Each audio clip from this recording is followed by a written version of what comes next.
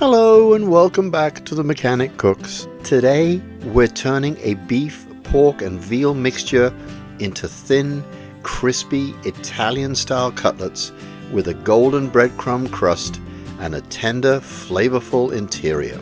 I'm starting with 2.5 pounds of ground beef, pork and veal in a large bowl. And the first thing going in is the eggs. Please like, subscribe, and go to themechaniccooks.com for more great recipes. A link and the ingredients list are in the description. This combination is sometimes called a meatloaf mix or a meatball mix, and it's popular in a lot of Italian and European style cooking because each meat brings something different to the final texture and flavor. Mixing in the eggs first loosens the meat slightly, which makes it much easier to evenly distribute the garlic, herbs, salt, and pepper. For the seasoning, I'm using oregano, thyme, basil, crushed rosemary, salt, black pepper, and freshly minced garlic. Make sure the rosemary is crushed really well so you don't end up with larger woody pieces in the finished cutlets. This kind of mixture shows up in dishes like meatballs, meatloaf, stuffed vegetables, ragu, and breaded cutlets like these because it handles seasoning really well while staying moist during cooking. The beef gives you a deep, savory flavor and structure. The pork adds richness, and the veal keeps everything tender and softer in texture. Together, they create a more balanced result than using only one type of meat.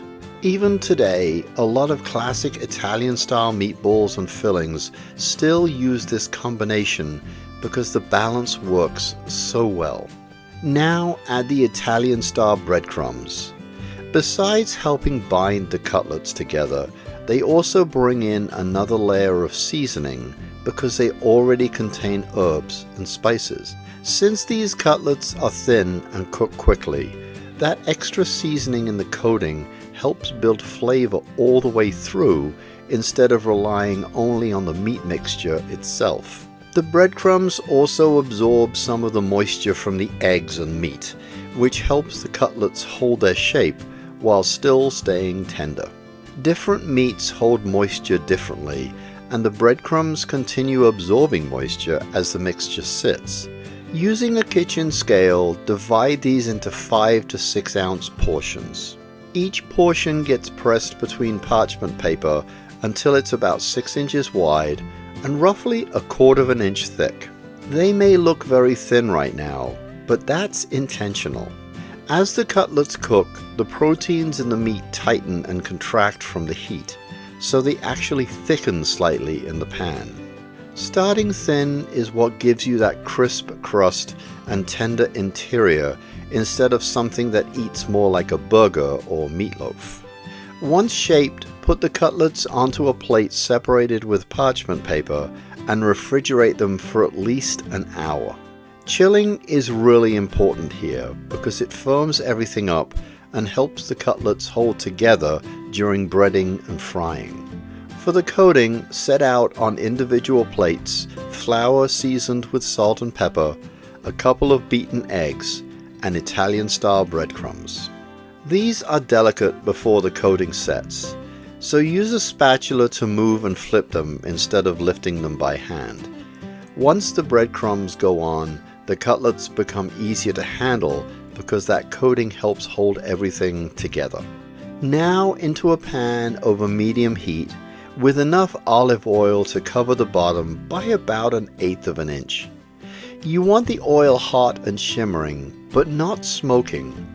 Once the cutlets hit the pan, you should hear a steady sizzle right away. Cook them about 2 to 3 minutes per side, monitoring the heat as they go. If they start browning too quickly, lower the heat or flip them more often. As they fry, the coating turns deep golden brown and starts to get really crisp around the edges, while the inside stays tender. You end up with a crispy crust, a tender interior, and a lot of flavor from the garlic, herbs, and mixed meat. Thanks for watching, and I'll see you next time.